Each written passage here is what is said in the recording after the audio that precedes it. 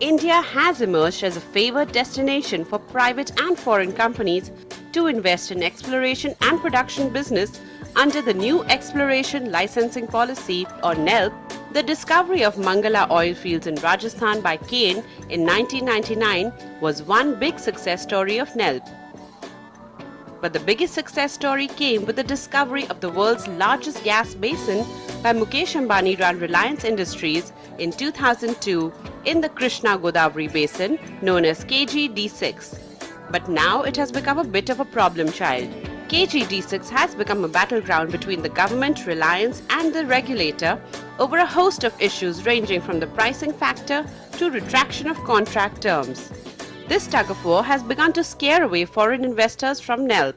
I think your program will do great service even if you are able to convey one point, that era of cheap energy is over, energy has become expensive. It need not necessarily be a disaster for our country. In fact, it's expensive for every country in the world. So in a way, it gives us in coming years a relative advantage because of high human capital. High energy prices, but if you don't recognize this, if you continue to subsidize it, we lose in terms of growth, we lose in terms of employment, we lose in terms of balance of payments, we lose in terms of exchange rate, we lose in terms of fiscal stability, and this country can really harm itself in long run. We must recognize that prices will be high, but it's not a disaster. It's available, the world is not running out of oil, it's available, it's not running out of gas, it's available. We have to become more efficient in the use, and we can finance ourselves. We have abilities, we have capabilities, provided we accept that prices will be high. The government's stern controlled pricing policy amidst rising international oil prices seems to have deterred private and foreign players from entering the Indian market. Pricing apart, what has dented India's image is that the government is not abiding by the contract terms. The government has to follow the contract terms in letter and in spirit. It sends a very negative signal if there are disputes between the government and the companies on the implementation of the contract. And that is important. I'm not saying that the companies are always right. The companies are clearly pressing to secure the maximum gain, and I would never suggest that the government should take its eye off the ball. But at the same time, a contract is an explicit document. It lays out very clearly the roles, responsibilities, rights and obligations of all parties to the contract. There should be no grey areas here, especially if a contract has been carefully drafted.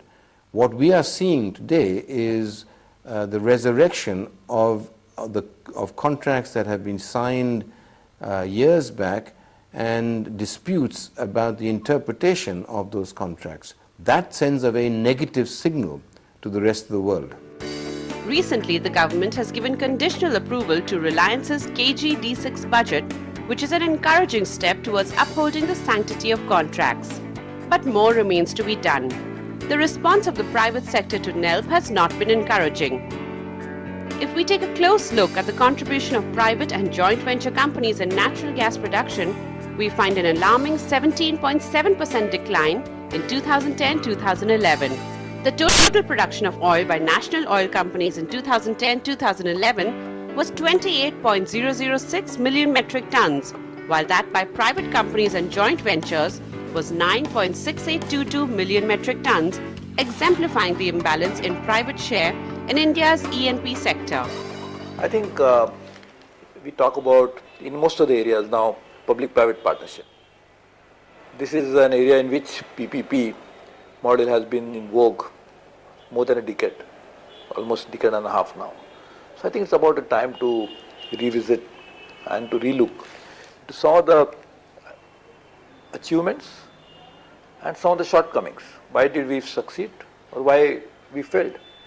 I would not say we should just throw the maybe with the hot water, but at the same time, we must make sure that we distinguish between good practices and the bad practices and try to integrate more of those good practices into future policies. And I think this is a good time to do that because we are going to need a lot of gas. It is clear that India needs to work towards an effective model for private sector participation in domestic oil and gas production to fuel India's growth and development. So how does India get its act together? We find out after a short break.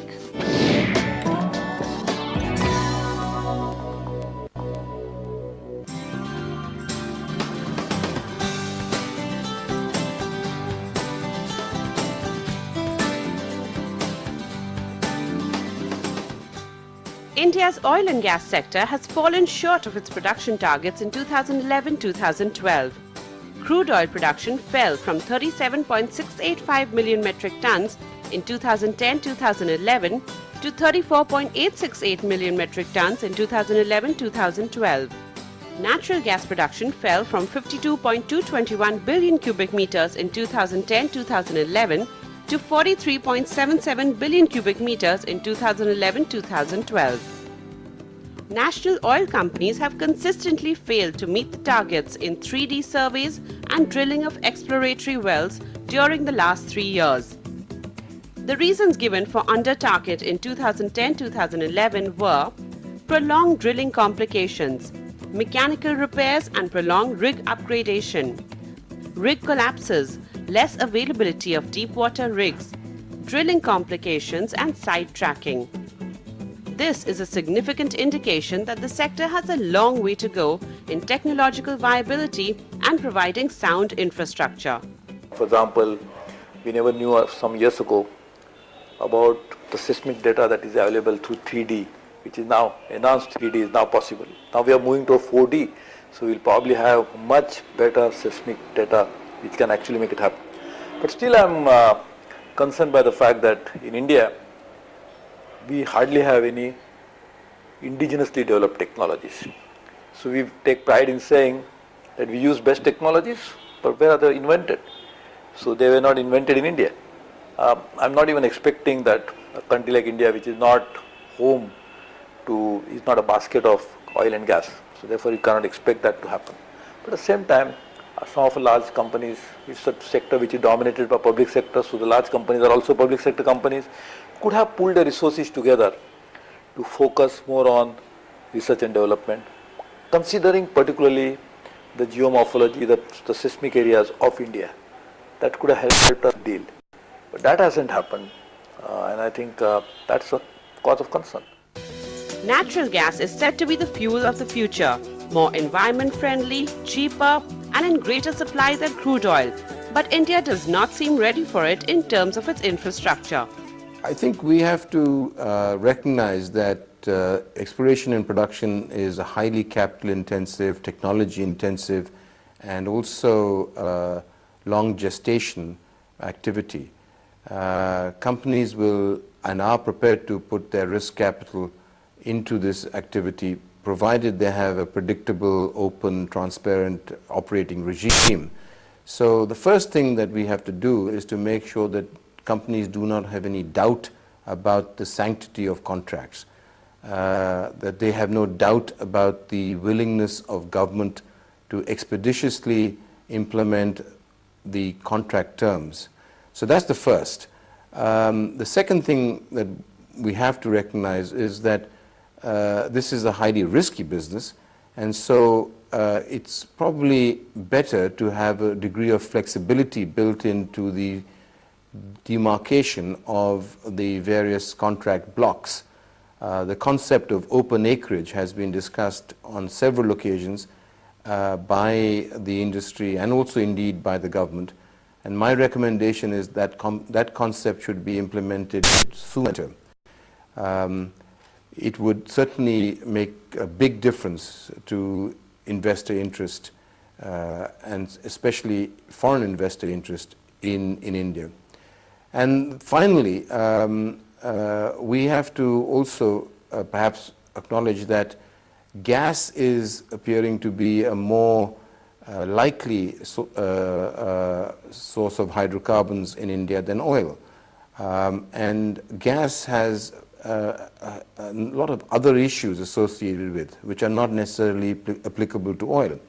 You cannot monetize gas unless you also implement the associated downstream infrastructure, whether it's pipelines and also the market. So the whole the umbilical cord that connects the production of gas to the transportation of gas, to the marketing of gas and the consumption of gas is something that the government has to look at very carefully. One of the reasons why gas has not in fact made as much headway in India as it should is because the infrastructure, the pipeline infrastructure, has not been developed adequately. Experts feel India can take cues from other countries in its regulatory as well as its exploration methods. Other side is that the regulatory concerns come because of the quality of regulation. Our DHH, digestion of hydrocarbons, needs to be strengthened in terms of technology, in terms of manpower, possibility to collaborate, and perhaps a model we can think of emulating is of NORAD, which is a Norwegian directorate for exactly our parallel to our DGH. So these two will go a long way. And third is of course giving more independent, make the regulator really more independent, genuinely independent. So this somehow thing will go a long way in instilling confidence amongst oil industry, domestic or international. You will get more players will come to invest. They'll invest more in existing fields, and we can increase the output from existing fields and the future fields. I was actually talking with an international investor in China, and when we asked him, how come you're investing so much in China, so much in India, where India's prospectivity is very similar to that of China if you leave the recent shale gas of China aside. And his answer was that, look, I know how to deal with uncertainties of E&P. That's my business. We do it worldwide. What I don't know is how to deal with uncertainties of interpretation that goes on in the, the government circles in India. People interpret things very differently, and I have a difficulty in trying to factor that in, because those, lead to delays, and that impacts my, financials. No doubt a lot is being done in the oil and exploration sector. The government is seized of the issue of demand far outstripping our supply and consequent dependence on imports. To encourage more players into this sector, the government has mooted an open acreage licensing policy. Besides, national oil companies have gone on to pick equity stake in oil companies abroad. But India will need to act fast, both on the policy and infrastructure front, to open up the oil and gas industry, to reap the benefits of a competitive environment and ensure that India becomes the next economic superpower.